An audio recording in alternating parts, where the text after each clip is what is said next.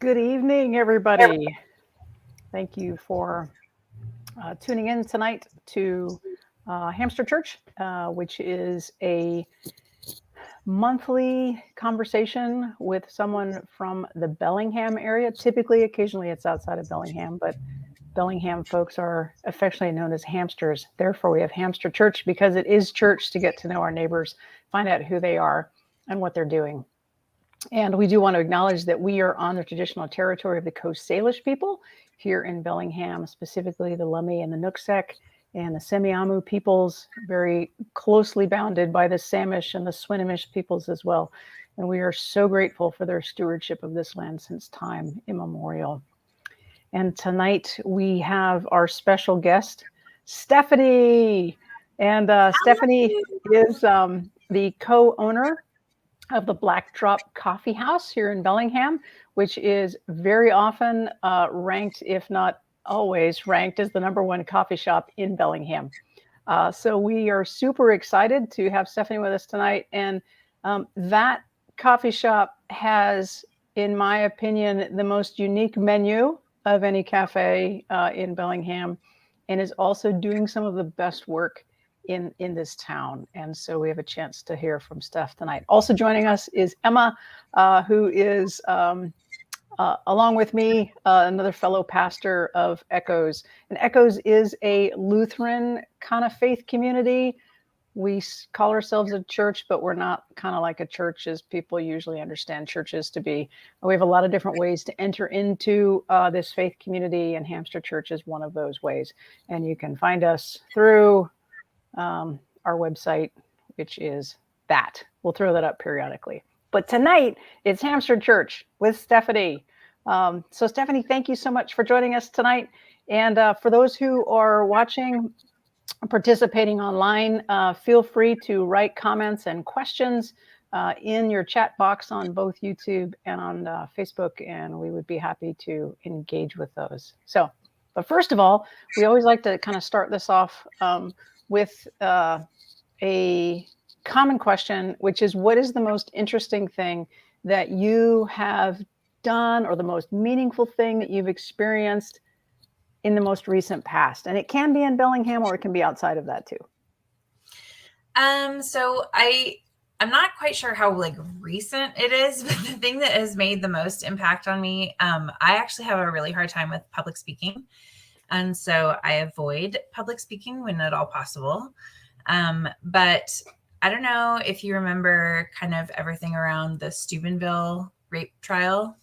Yeah. I was really super impacted, and I wrote a thank you letter to DVSAS telling them that I really appreciate all the work that they do in our community, and telling them about being a woman who has daughters, and how impactful their work is to me. And they asked me if I would speak at their Hands for Hope gala. I was their featured keynote speaker, and I was very pregnant with my second daughter and terrified, but we found me an evening dress, and I went and spoke, and they raised a lot of money that night.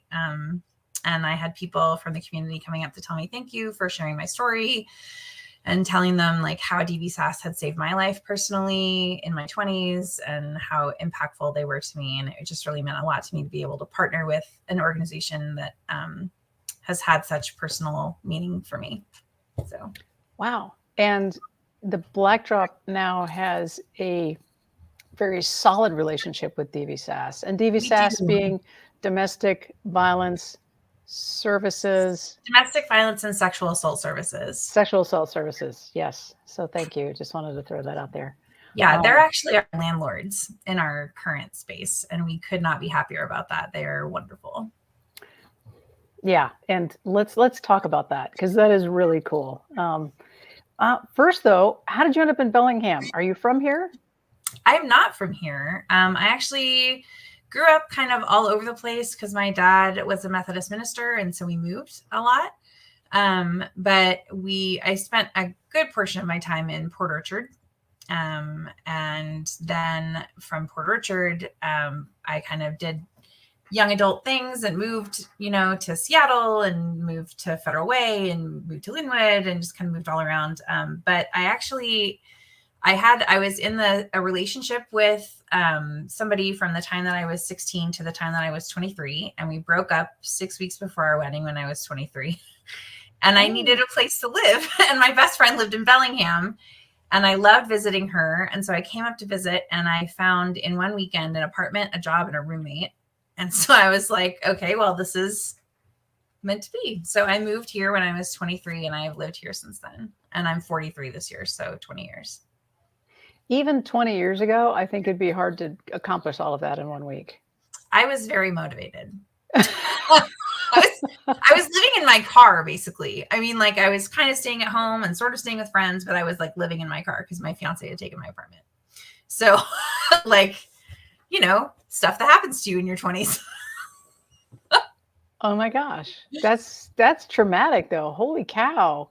It was a lot, but like it ended up being a really great like motivation for me to change where it was and what I was doing and like give me a fresh start on being in a brand new place. And like I could not have picked a better place to land.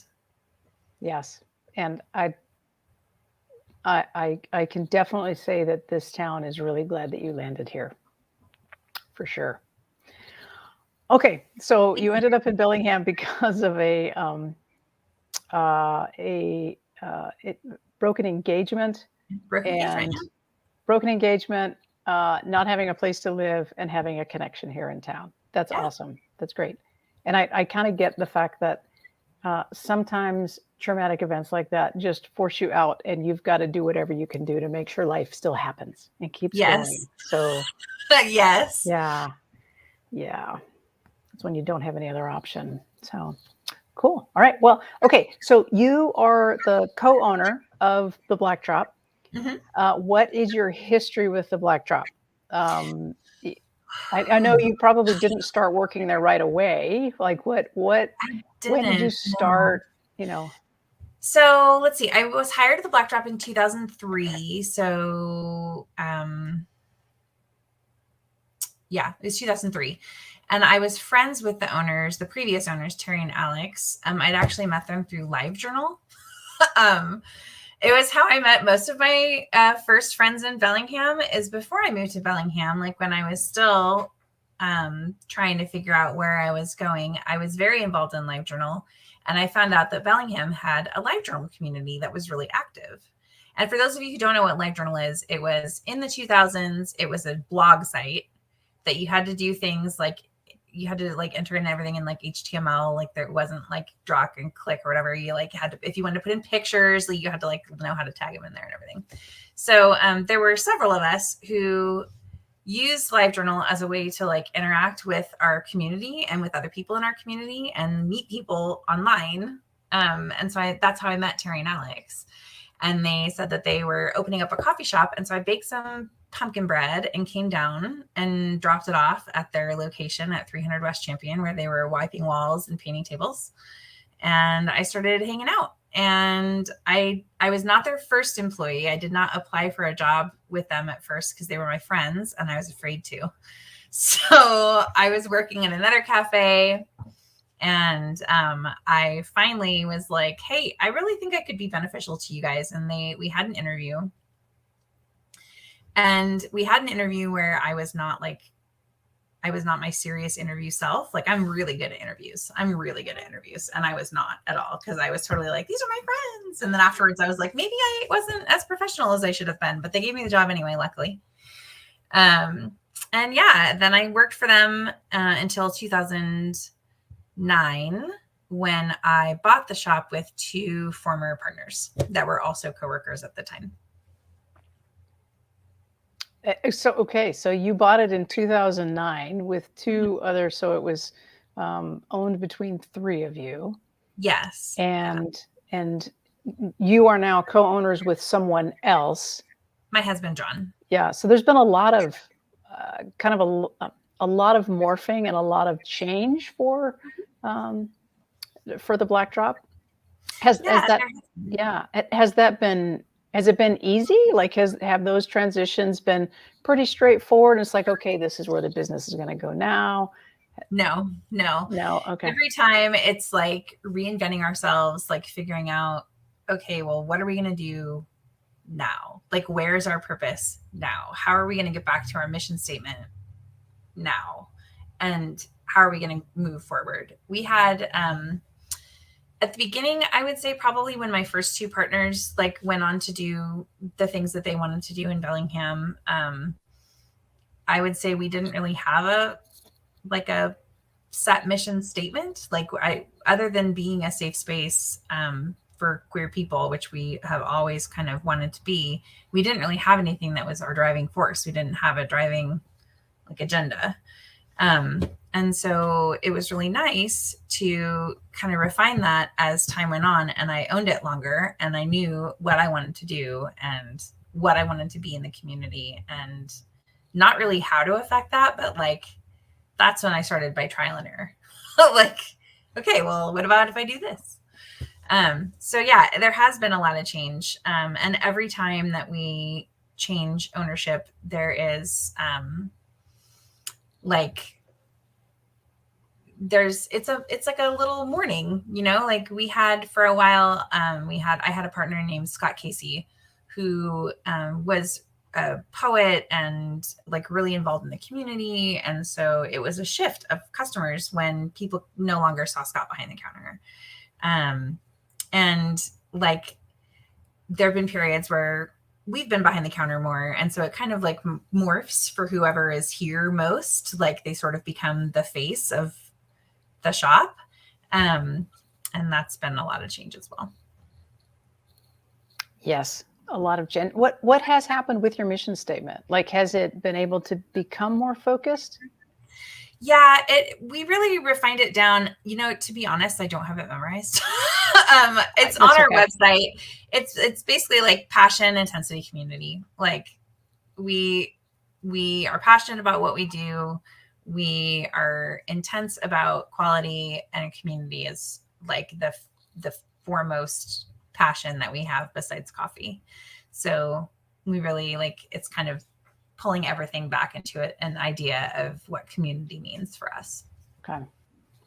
How did you first get into coffee? I got my first coffee job at 19. Okay. So when Alex and Terry were opening their coffee shop, you're like, okay, I don't know. I really want to, they're my friends. I don't know if I should do that. But you had experience in coffee. I did. Yeah. Okay. I was actually a very experienced barista by then. I got my first job when I lived in Port Orchard. I worked in a little tiny cafe called Cafe Revista in Silverdale. And my boss there basically like taught me everything that she could teach me, and then was like, oh, well, do you want to do management stuff now? Because I was already doing all the things that I needed to do. And then like I became the trusted person that they would call if they needed somebody to work while the bosses were away, or, you know, if they needed somebody to help train a new person, like I was that person that they would kind of rely on. That's cool. And what is kind of, what are some of your passions? Like, why do you like this business so much? What is it about it? I love people. People are my passion. I think people are endlessly fascinating. Mm-hmm. And I like communicating with them. And in fact, that's kind of why, like the Black Drop, we used to know everybody's names and drinks because we had our register set up so that we had to ask your name when you came in to put it in for your loyalty account. Mm-hmm. And so that really kind of went along with what I had done in my previous job, which is I was really great at learning people's names and drinks, like really, really great at it. My boss, I told my boss, like, I'm going to learn 200 customers' names and their drinks. And she was like, if you do that, I will let you wear whatever you want. And it was my birthday. So I was like, cool. How about next week on the 4th of September? And she was like, that's fine. So she showed up with me to my shift, and I proved to her that I knew people's names and drinks. And all morning long, I was like, hey, Steve, here's your double tall Americano. Hey, John, here's your double tall latte or whatever. How's your kids? How's your dog? Tell me about your promotion. And it's, stuff that like we'd been interacting. And so my boss was like, holy crap, you know everybody, you can wear whatever you want. And so the next day on my birthday, I showed up I had a sash, like a birthday sash. Yeah. That's a birthday girl with a tutu and a tiara. And I wore it all day. And how did your boss like that? She just shook her head at me. She was like, I told you could wear whatever you wanted. And I was like, yes, you did. Probably won't tell me that again. Do you wear that still on your birthday? Sometimes I do. Okay. I have a birthday tiara. Everybody should. Really. I think it's long gone by now because I also have a 7-year-old and a 9-year-old. So anything flashy and sparkly is pretty much gone. But yeah, I used to have a birthday tiara. Yeah. Yeah. So people person, how did you manage the pandemic? We're still in it, but just out of curiosity. It's hard. I miss people so much. And we closed for like over 6 months of the pandemic. Every time that the numbers got so bad that my staff was scared to come to work, we closed. I was just like, no, I'm not putting anybody in that position. I don't want to be at work. You don't want to be at work. The numbers are so high. It doesn't feel safe. So we did like hardcore lockdown. Like we didn't go anywhere. We didn't see anybody. We did all our groceries through Cook List.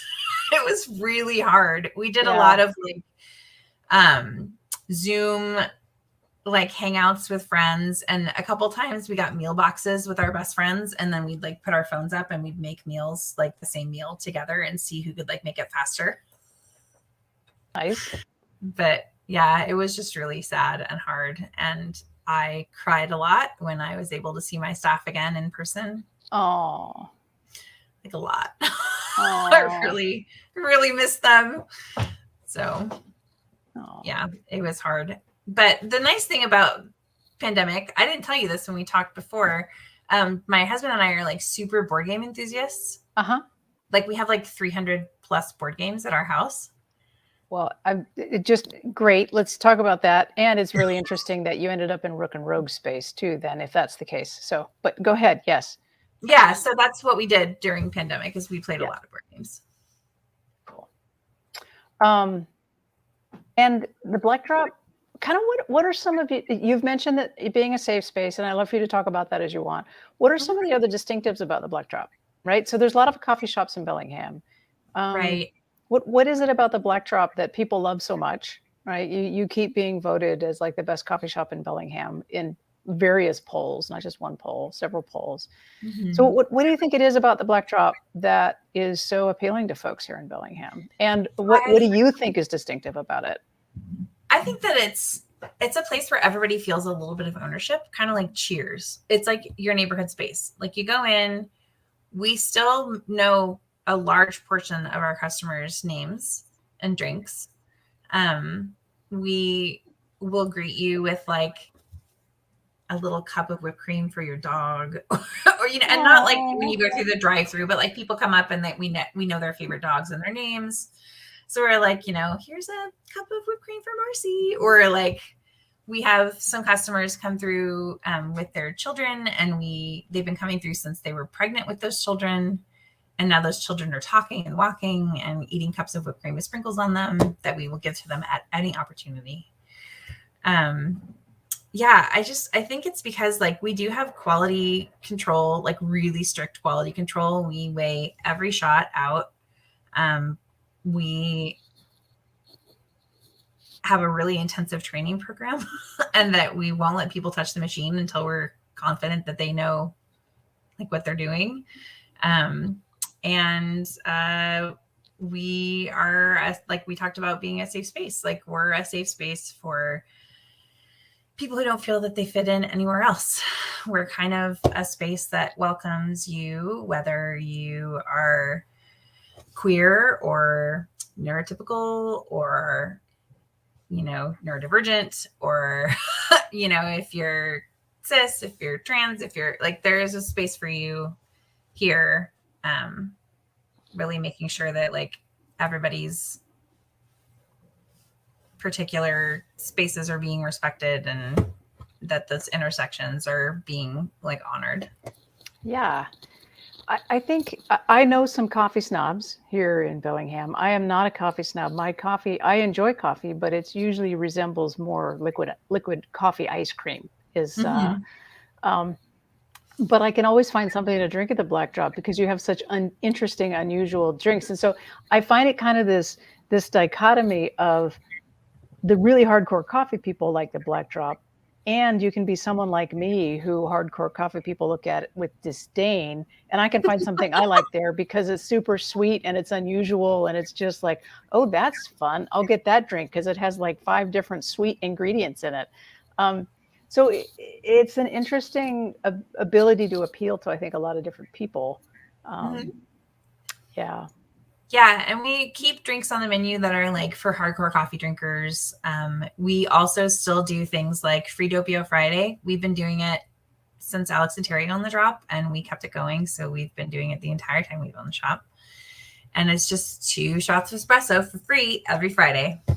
Every Friday, you can come in and get 2 shots of espresso. You have to drink it the way we say, in a little cup, and you can add cream, but we won't add anything else for you. That's the trade-off. No, you can't add it to a drink. We just give it to you. But it's like espresso, the way that espresso is meant to be enjoyed. And we have great espresso. Alex is amazing at his job. He roasts espresso specifically so that our machines will pull it the way that we want it. You know, we know exactly what notes we're looking for, and it hits that every single time. And I love for people to know what a good shot of espresso pulled well tastes like. Yeah. So yeah, we do it free every Friday. Wow. Emma, are you a coffee person? Would you consider yourself a coffee person? I'm from the Northwest, so yes. But I've kind of switched to tea a little bit lately, and I will say your fall seasonal menu is phenomenal for coffee and non-coffee drinkers. And I had the Market Spider, which is market spice tea with apple cider.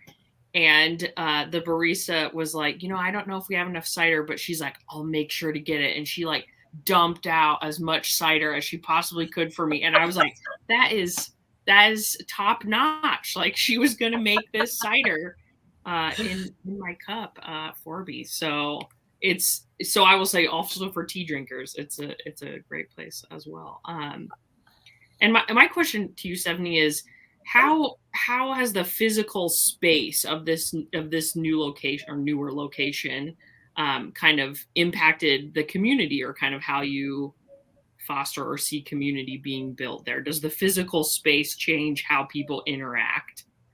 I think it does, but I don't know how much of that is COVID.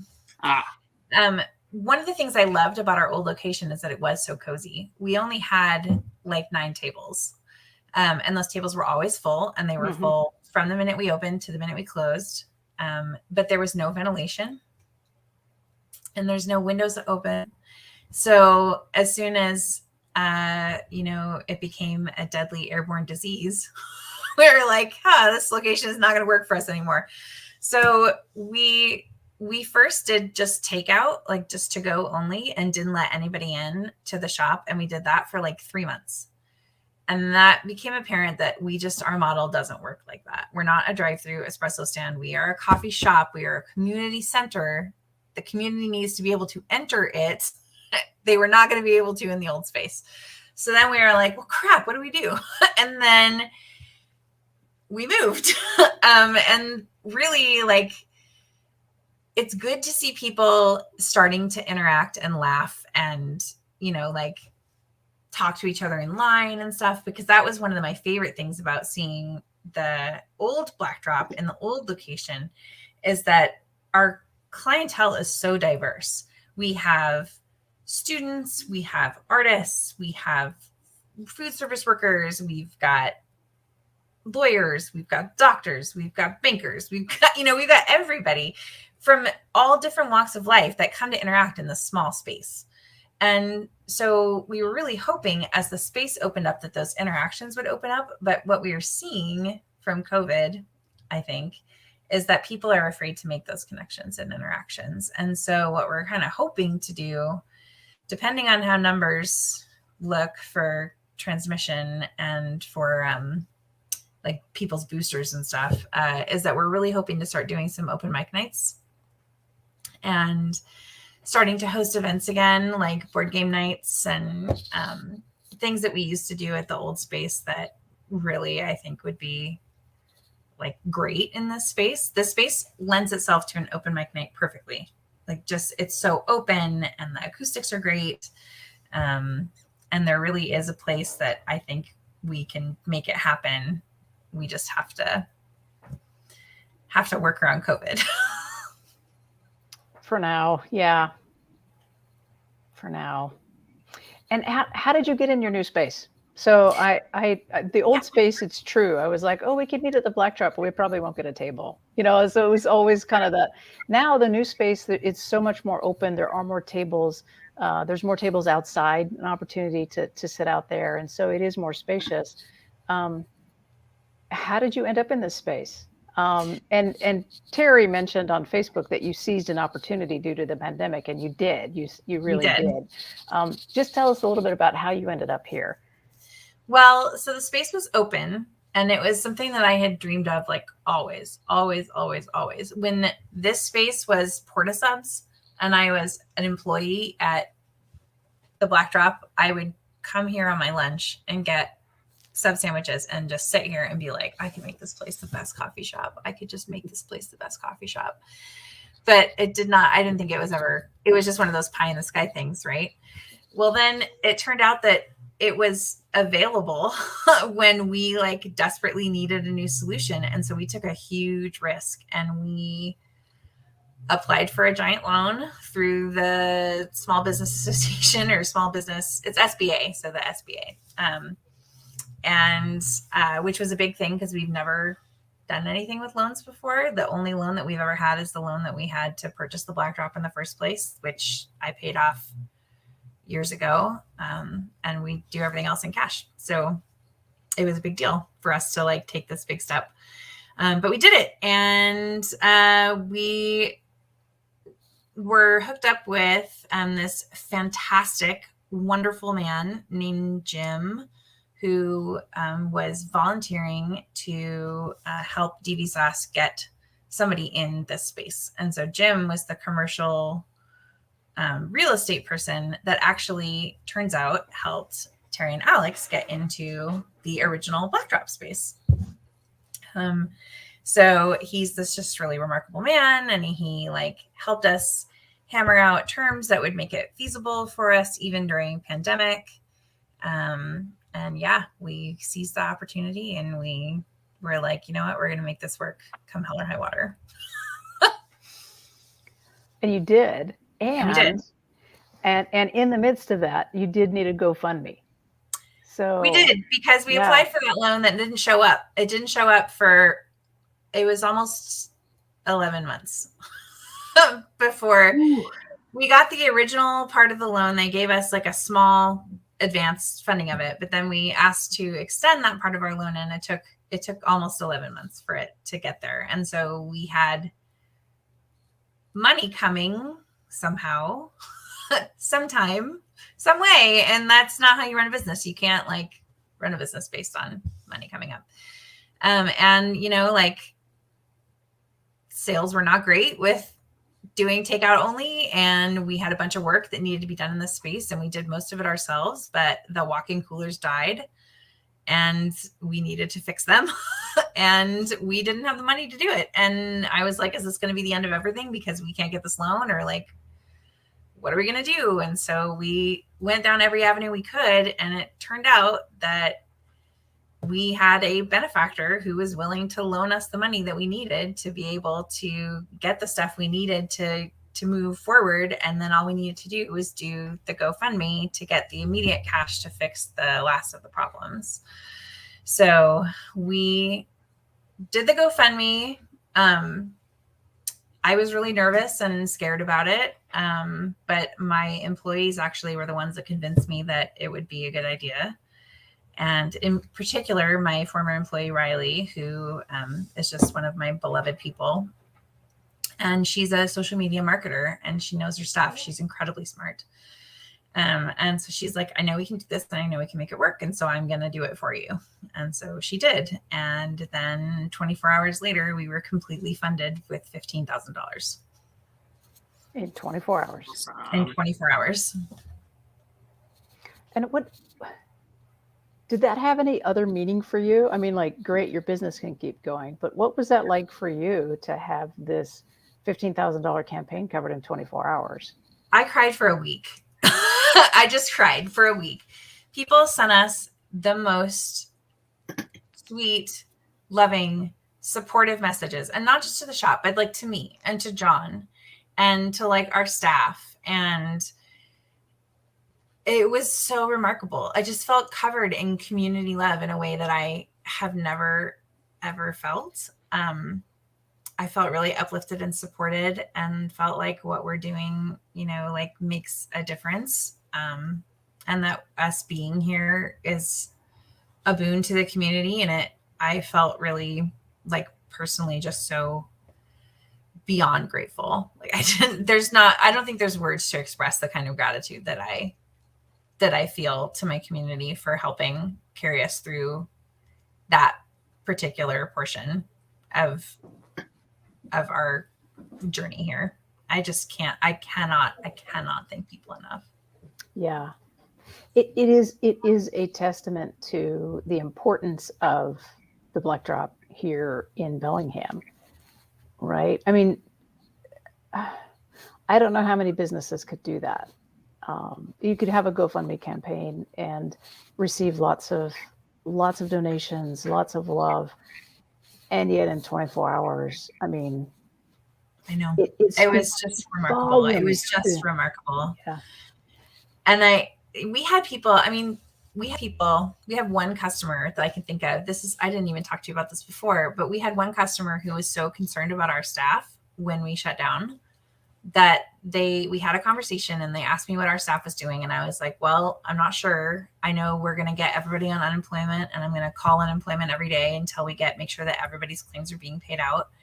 And in the meantime, I'm going to go buy everybody groceries. And so he was like, can I help with that? I'm going to help with that. And he brought down hundreds and hundreds of dollars of gift certificates for the co-op for my staff. Just like out of his pocket, just to help my staff out.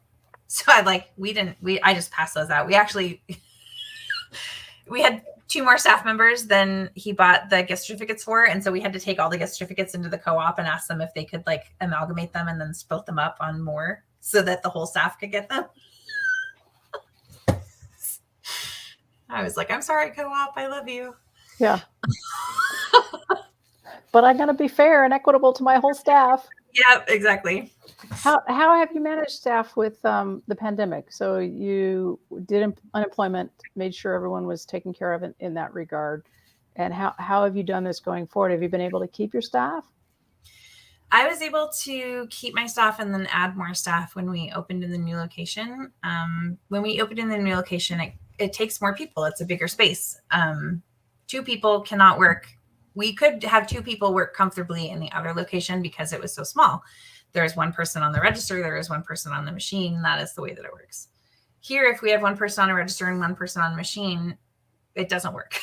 There's just not enough. There's too much space between the register and the machine, and our flow is just too busy. So we had to add another person on. So I was able to rehire my staff that had been laid off for during pandemic, and also hire a few more people.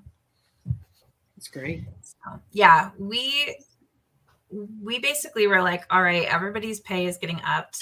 I think minimum wage at the time was $13.69. We started, our lowest paid person was $15 an hour. And then we just kind of went up from there based on experience. So we're trying to keep wages higher, to just, and we didn't say like, this is a, $2 an hour pandemic boost that you can be taken away. This is just a boost to your base wage. So that's pretty committed and pretty risky in the middle of a pandemic. And it is really risky in the middle of a pandemic. but those people are working with people, you know, like. Yeah. Wow. Kudos. Good on you. Hopefully that's another reason why people like the black drops so much is your care for the staff. You obviously care for Bellingham, but you care for the staff too. I don't think there's any way you could potentially value this town as much as you do without valuing the staff that you have. So they're really great. We have an amazing staff of people that bring such diverse like ideas and backgrounds and experiences, and I just really appreciate all of their contributions. Just really, and they are diverse. Yeah. So I think you mentioned to me that everybody's queer. I believe so. Kitchen, yeah. I believe so. I believe everybody is queer. I have several non-binary employees. I really love that people can feel free to be who they are authentically here and to not fear repercussions in their workplace for being like out. Yeah. Cool. Emma, have there been any questions coming in? Yes, we breezed past a little bit, but we'll come back to the space. It used to be a place where people would gather for board games, which it will again very soon. So what is your favorite board game that you like to play or like to play with other people? Maybe 2 types of games, right? I have so many favorites. So my very favorite game to play right now currently is called Wingspan. It's a game about collecting birds and every bird is different. And I believe, I could be wrong, I'll have to look this up later, but I believe that the illustrator of Wingspan actually lives in Bellingham. It's a really beautiful game. As for 2-player games, I play a game of cribbage every day with my husband. Every day without fail. We play a game, if not 2. Who wins? It's 50-50 right now. Okay. We go on streaks where I win more, and then we go on streaks where he wins more. But I think we're pretty evenly matched. Although he will tell you he's a better player because he's a little cocky. But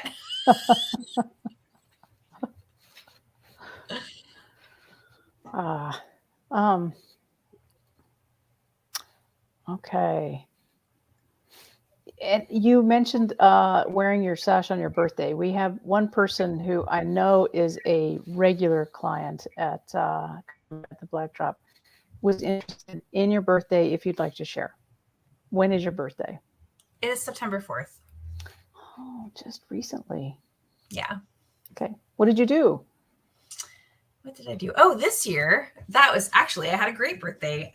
My 2 Seattle best friends. So my best friend from high school, it is still my best friend, and her college roommate, who ended up being my roommate, took me to Tacoma for the weekend. We stayed in an Airbnb and we did a lot of walks and we went to a lot of parks and did not go to any restaurants. We did a lot of takeout because we were trying to be COVID safe. But yeah, we went to an Airbnb in Tacoma for 3 days and like hung out with my best friends. And then when I came back, there was a 12-foot skeleton in my lobby. So cool. That's a fun birthday too. Sweet. It was a fun birthday. That My sounds lovely. managers were like, hey, we have something to tell you.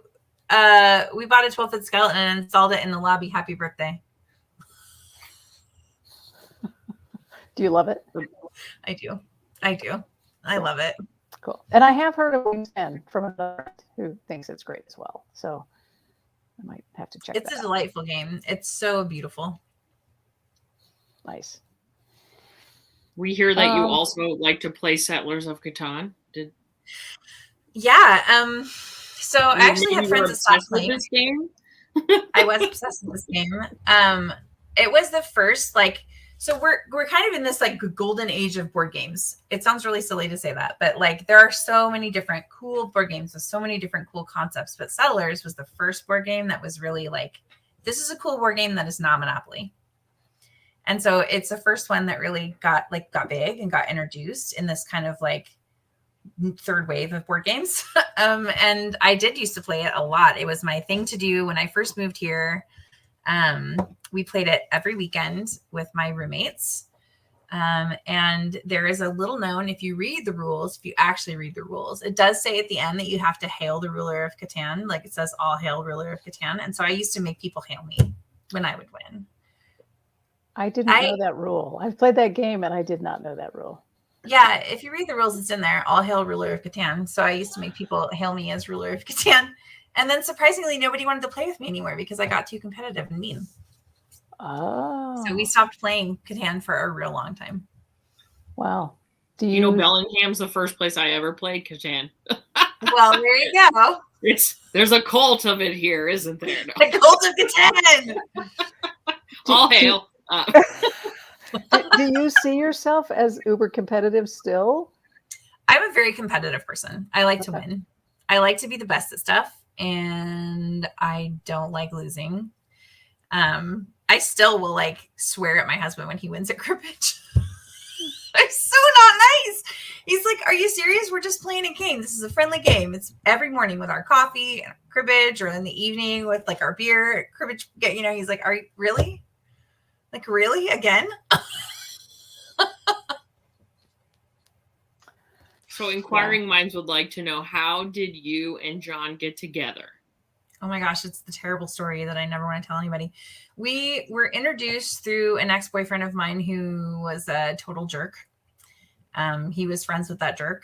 And it took me a while to realize that he was not also a jerk. But it took my friends longer to realize he was not also a jerk. Like he had to do penance, like because everybody that I dated before him was terrible.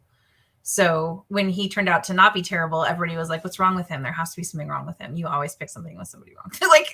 like you can't pick somebody nice. Like that never happens. You always pick the jerk. But I didn't. I picked the nice guy, and then everybody was like, "What?" Good. I'm glad you picked the nice guy. I did. Yeah, he's pretty great. Nobody should be with a jerk. No. So for sure. You mentioned a while ago that your dad was a Methodist pastor. He was. Yeah. What kind of effect did that have on your upbringing? So you grew up in a church. Mm-hmm. I know. So Betty Desire often has coffee in your shop. And Betty has done a couple things with Echoes. And Betty was a feature on Hamster Church quite a while ago, actually pre-pandemic. And Betty had a coffee shop as Matt, and Matt explained that was church. Have you seen any kind of like is Blackdrop a kind of like a better embodiment of church than church is? Because you grew up in church. I mean, like, you know. So I think it's the thing that I missed about church when I left church was community. I missed the community of church.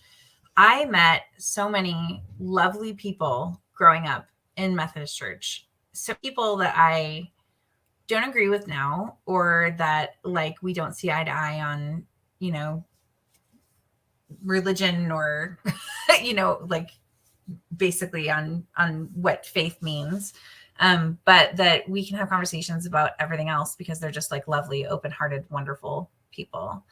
And that's kind of what I meet at the Blackdrop too. Like our regulars are people who are these open-hearted, lovely, caring people. And I don't agree with everybody on everything, but it does feel like a really great, like that replacement for what I missed when I wasn't in a congregation anymore.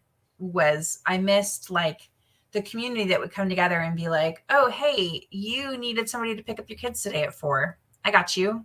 Or like, "Hey, you just had a baby. Can I drop off a meal?" Or like, you know, like anything that you'd basically get from a church. I've seen people be able to get from their connections that they make in the coffee shop. So I wouldn't like insult somebody's church by saying it's a better version of a church. But I do, for me, it feels more authentic to where I am, to have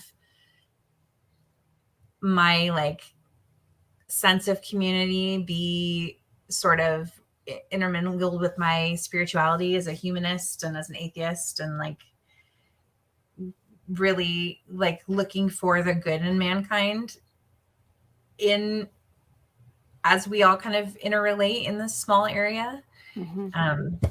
Anyway, that really was rambling. I hope that answered your question.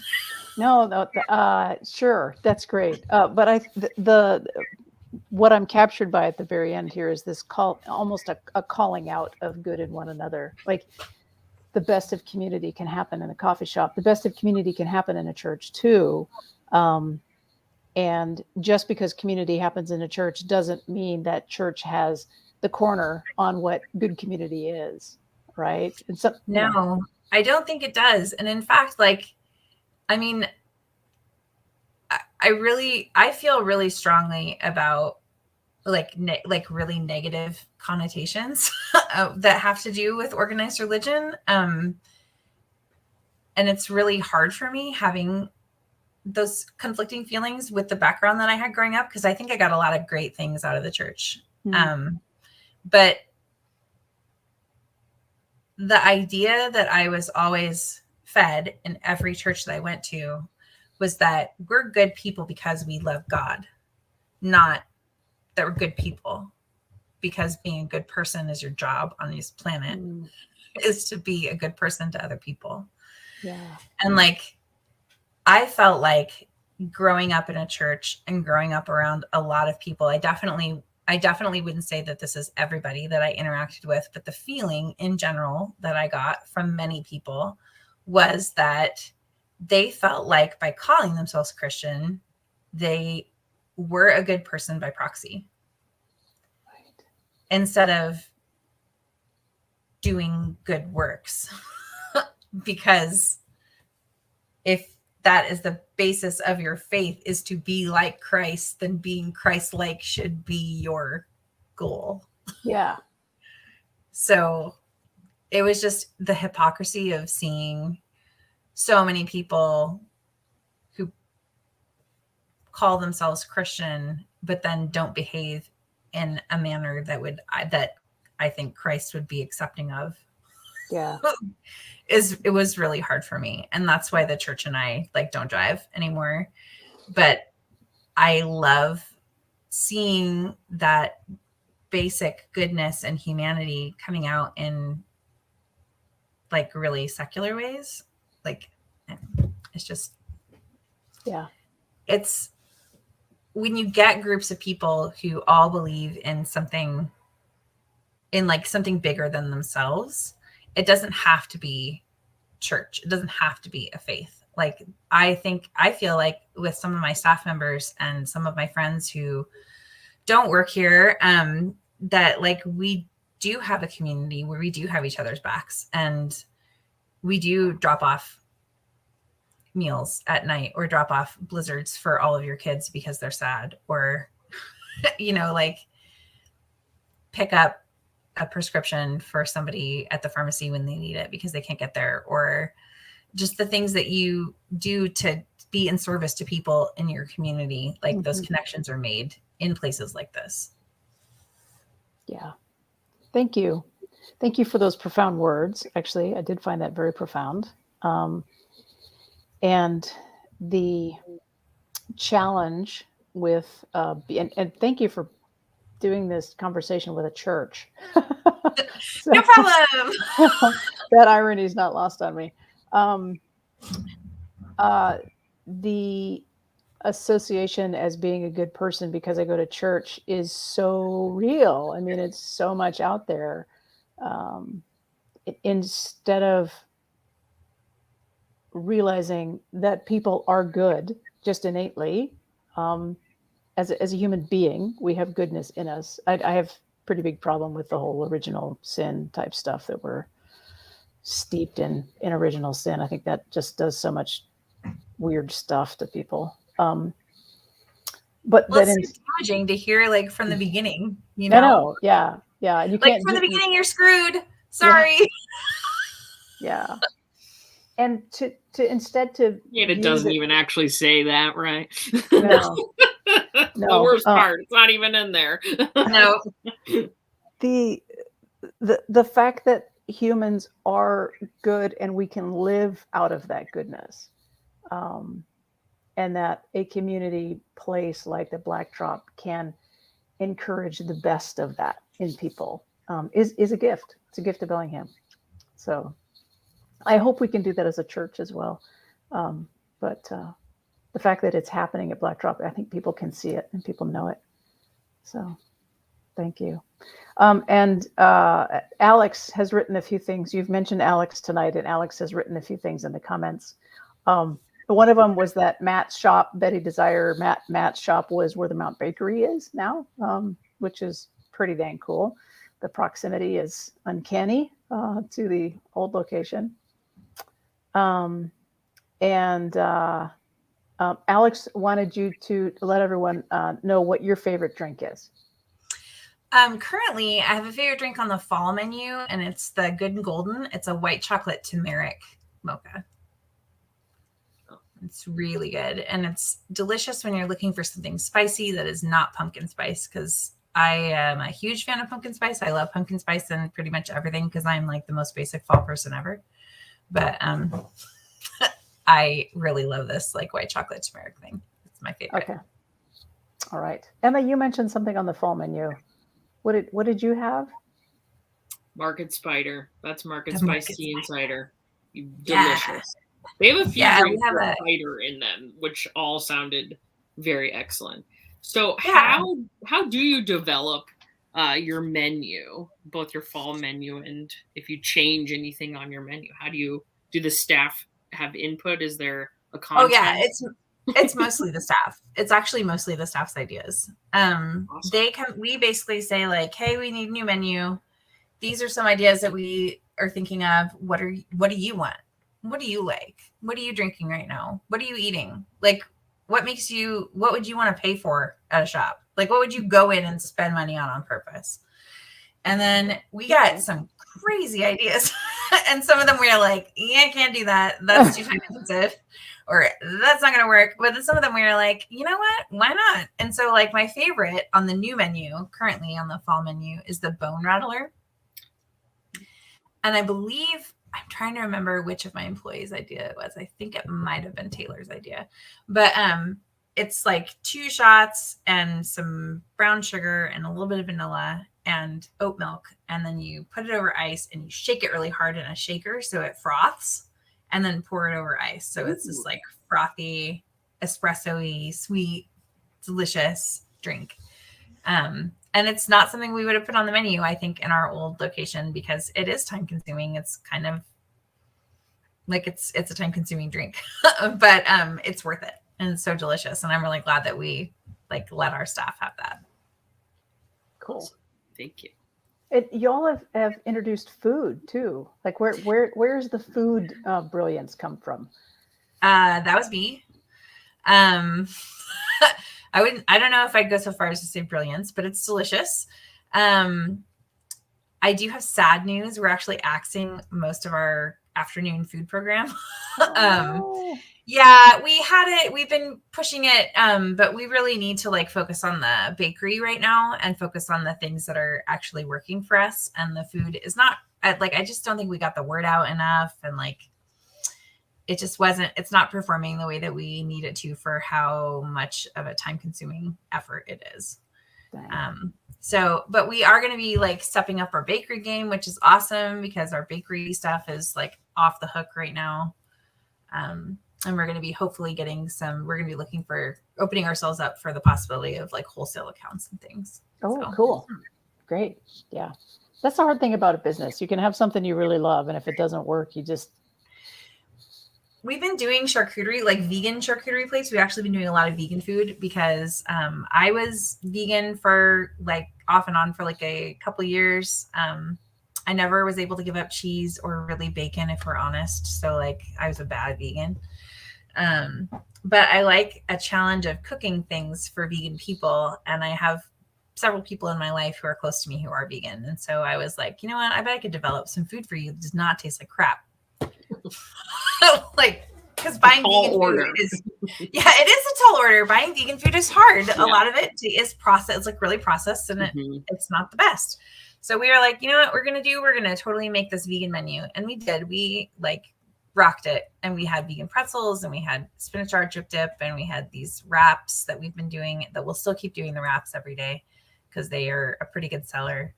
And we had like a vegan charcuterie plate with like house-made cheeses. But it's just too work intensive. It's not working out. So yeah, dang. We're going to scale it back a little bit and then hopefully revisit it when things are maybe not so pandemic-y. Cool.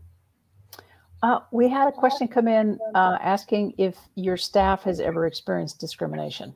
And if they have, how have you handled that? That's a really good question. So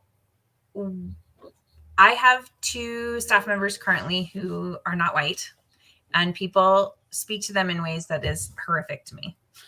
Like people are more apt to be frustrated with them. They're more apt to be short with them. And what I did was try to just take them off of the register because they were coming to me and coming to the managers and saying like, this is what's happening when we're working the register. We get people yelling at us. I get people will say things to them that I don't think that they would say to other staff members. And it's, especially with our experience after reopening with COVID, it's really hard right now. Like I would love to say that everything is really easy, but it's not. People are, in general, I would say rude, like real rude to service workers right now. And we're fighting with people about masks all the time. And how I've dealt with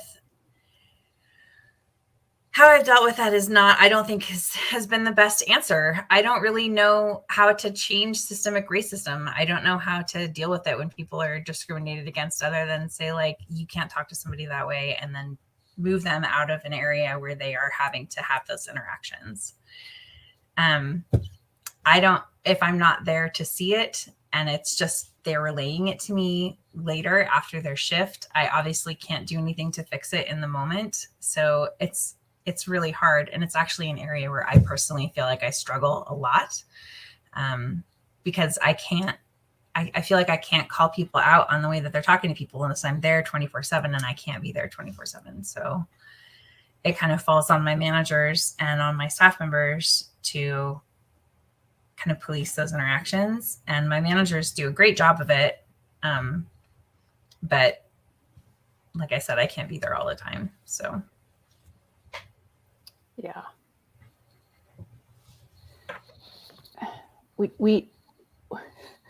We're not a town that's different than any others in that we've got a whole lot of systemic racism here. Yes.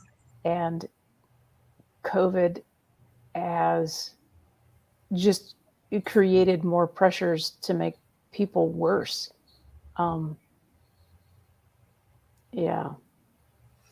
So yeah, it's not an unusual occurrence to kick somebody out. I mean, I've had to kick out personally. I have had to kick out at least 4 people in the last 2 months for being rude to my staff, or being like not wearing their masks even when we ask them to, or like being outright hostile.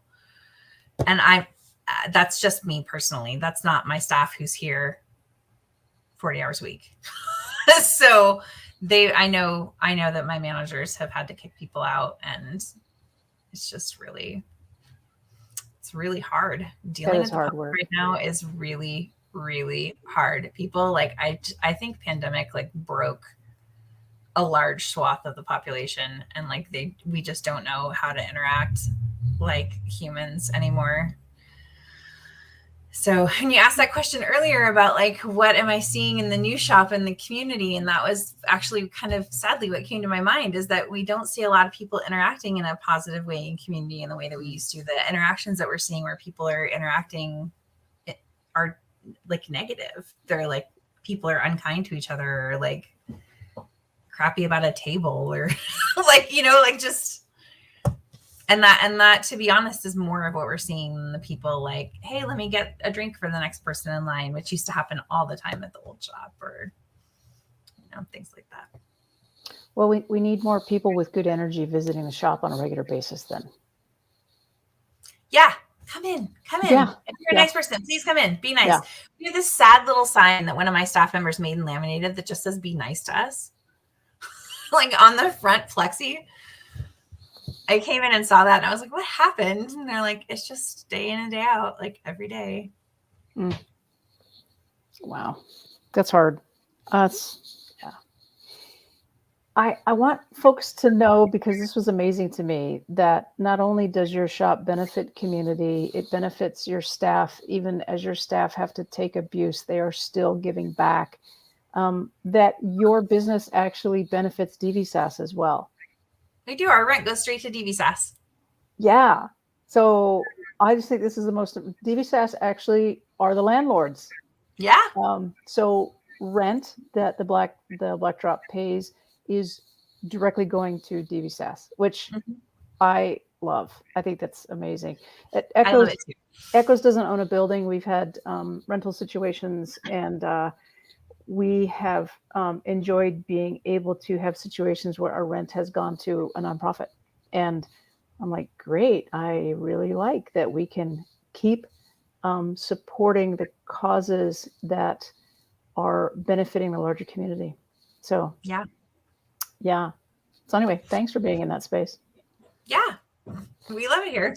Yeah. Cool. There's a question. Do you think that you will reconfigure, there is use of the bar at the Black Drop for service post-COVID, parentheses, it is a great bar. It is a great bar. We will probably not reconfigure to use it. It just makes more sense to keep especially with the espresso machine. The espresso machine has to be in an area that is like more controlled, I guess. And I just don't see, especially with where our register is currently, like I don't really see being able to have people sitting at the bar and not like tripping over each other, or like kind of getting in everybody's way. Like I would hate for somebody's experience to be sitting at a bar and me constantly like hitting them as I go by, because I am also not aware of where I am in space and time in general. I have another question for you. What is that over your left shoulder there? What is that behind you? That piece of artwork, black and white. Yeah. This is my Nat Whitman original. I have this fantastic friend named Nat. She did this piece after Terry had an experience that she talked about on the phone, where somebody called her a rude ass broad. And I thought that was so great. And so did Nat. So Nat made art from it and then asked several of us in town if we wanted art. And we said yes. And so this has been up in my office ever since then. I have some Natalie Whitman block prints too, and they're treasured possessions. Yes, so, I have all my like Christmas cards, my drawings of the vulture. Yes. Very important. So Terry put that in the comments, rude ass broad. So rude ass broad. Yeah. It is a girl gang now. I think that could probably go wider. You know, I think that Nat, if you're on here, I think you could probably make that go wider. So.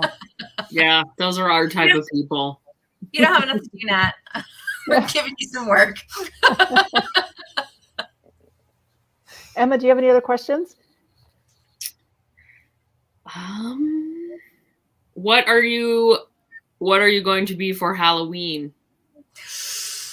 Oh, or you have kids, so maybe what costumes are you helping to make your kids if you don't have your own costume? So here's my confession. I love to sew. I'm a super crafty person. I have made, when my children were small and allowed me to do so, I handmade all their costumes. Wow. My children are 7 and 9 and want nothing that I make. unless they want something that I like cannot physically do. Like I'm just like, I have a talent level. I would say it's about here. What my 7-year-old thinks I can do is like right about here. So my 7-year-old is going to be a store-bought dragon costume with a full rubber mask. It's a scary dragon. She really wanted to be a scary dragon.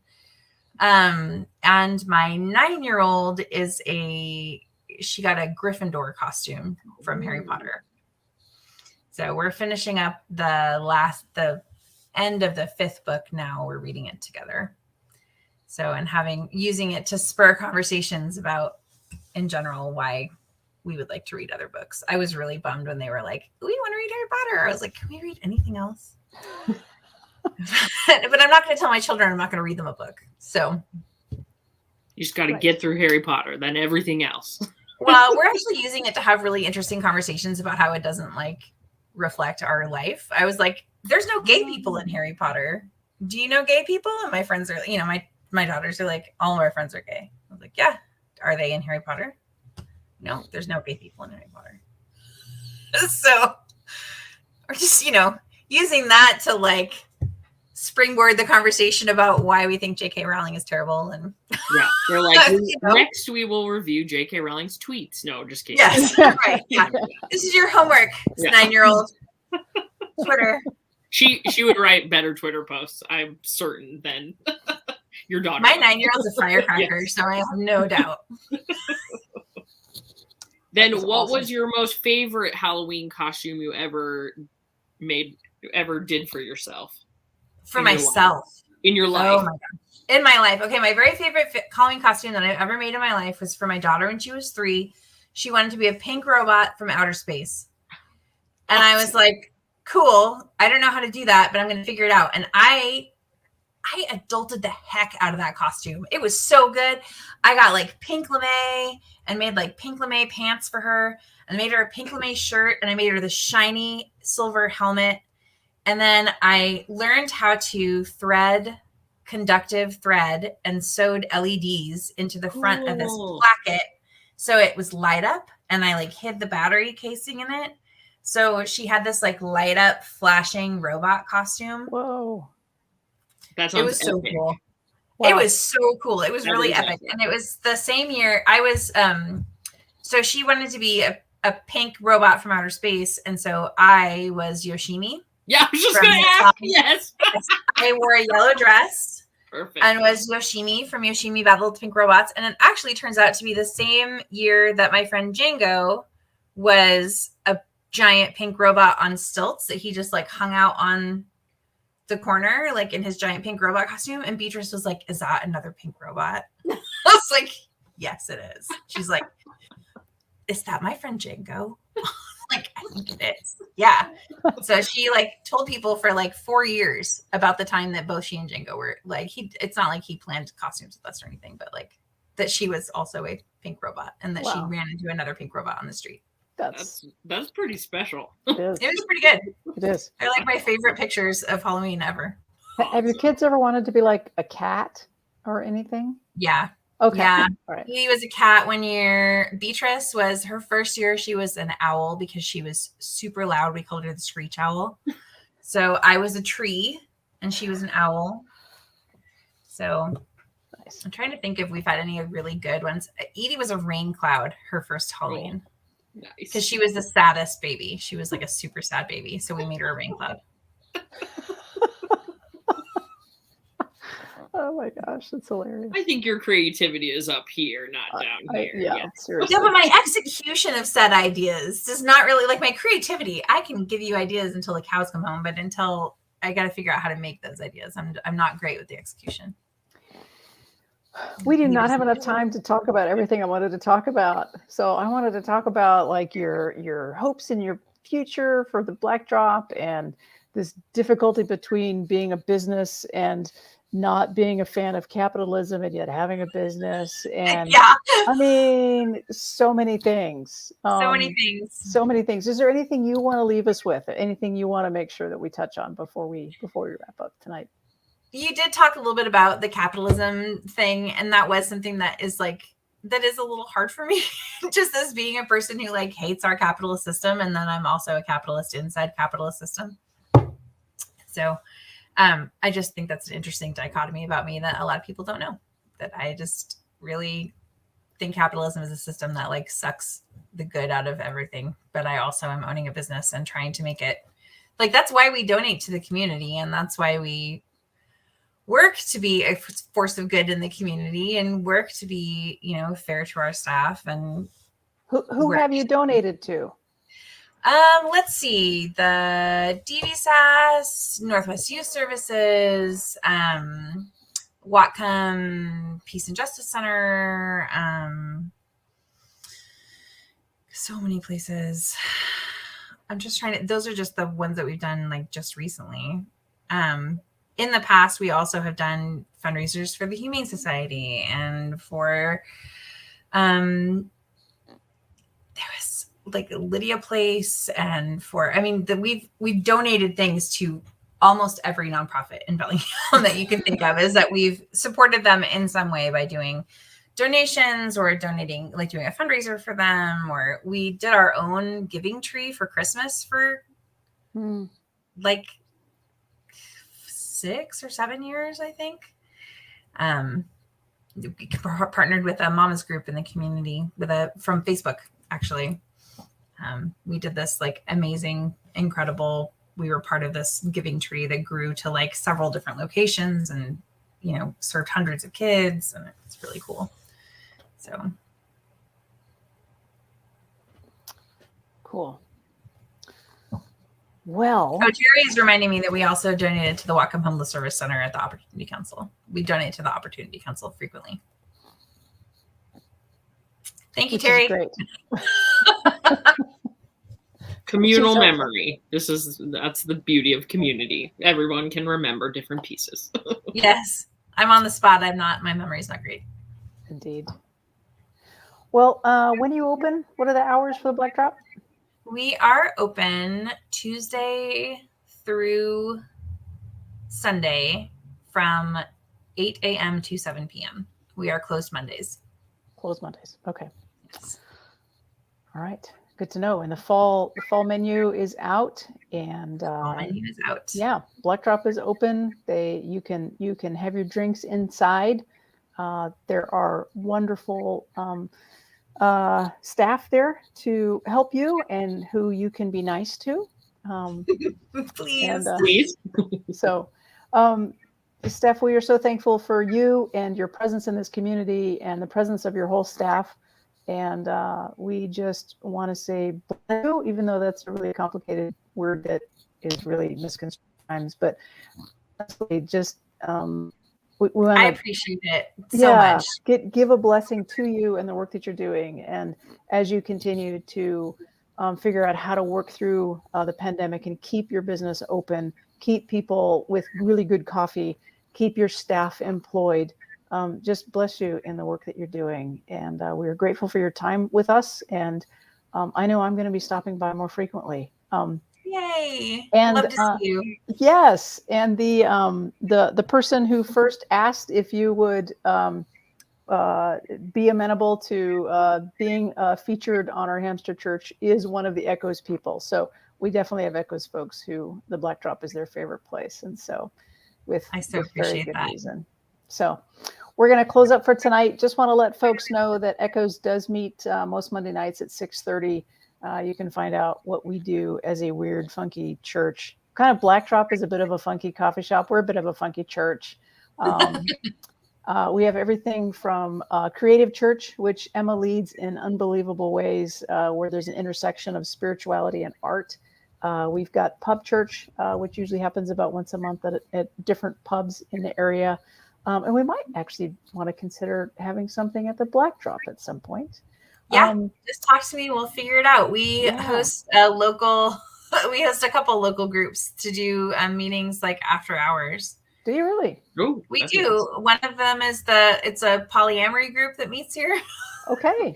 So yeah, we used to do, there used to be like groups of artists that would come in and meet and stuff. I don't think that they've gotten back going again since the pandemic, but we'll chat That's great. We don't have a building, so that's No, you know how to get a hold of me, so that's great. We shall chat. And Echoes also does what people kind of think of as a regular church service once a month. And then once a month we do Wild Church, which is actually really kind of cool. If in fact we are connected with the ecosystem that we live in, and if the divine, whatever people want to call that, lives in people, then it's going to live in trees and animals and all of that. And Wild Church literally is church with the wild. It's not just practicing what you would do indoors outside. It's Wild Church, church with the outside. And we have Service Church once a month, which is a service project. And Steph, if you have ideas for things that Echoes could do to benefit the larger community of Bellingham, we would love to be able to be some extra hands for that as well. So there's a lot of different things that we do, a lot of different ways to intersect with what church is, what Echoes is, and how we exist in community. And then, of course, we've got Hamster Church, and we get to talk to cool people. It's like my favorite thing. So. Well, I really appreciated the chance to talk to you both tonight. Thank you so much. Thank you. Thank you. And we're going to sign off tonight, and we'll see you all next week. Emma, what is next week? It's the day after Halloween, so we will. That's right. It'll be All Saints Day. All Saints Day. Cool. Yeah. So we'll have an opportunity to remember loved ones who we have lost, and make a space for grief, which is often, I think, what you were kind of speaking to, Stephanie, earlier, that it comes out in weird ways. Grief manifests itself in very unusual forms, and I think we're seeing that right now. So we like to create spaces for people to let some of that stuff get out so it doesn't stay inside. So we'll be doing that Monday at 6:30 for All Saints Day. That's super cool. And we're hoping to have a blessing of the animals coming up shortly after that too. So yes. All right. Thanks, everyone. Thank you, Stephanie. Thanks, folks, for participating and making comments tonight. And thanks to anyone who's going to be watching this as a recording later. So support the Black Drop. Go there for coffee and for their bakery. Thank you. Take care. Good night. Thank you. Thank you.